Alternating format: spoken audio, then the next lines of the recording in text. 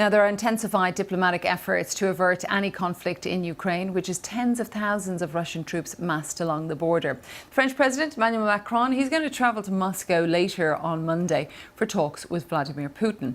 Mr. Macron says a deal is still possible. Our correspondent, Caroline Davies, has more on the talks in Moscow.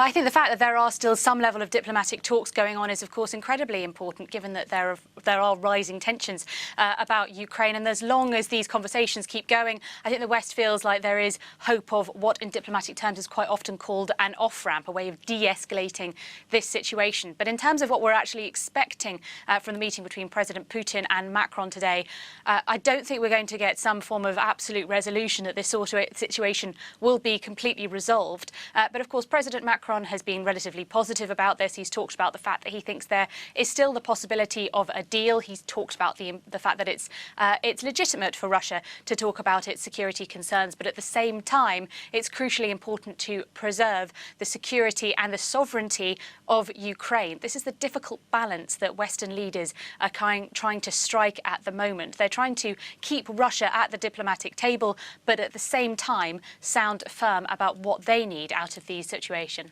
And has Mr. Macron hinted at all of what that possible deal might look like? Well, I think we know a little bit about what NATO, the US, the West's stance is towards Russia, about what it's willing to negotiate on and what it's not. To start with what it's not, it's, of course, NATO expansion. Now, Russia, President Putin have made it very clear that one of their key security demands is that they do not want NATO to expand any further. They don't want any more countries to join the NATO alliance, but particularly they don't want Ukraine to join that alliance.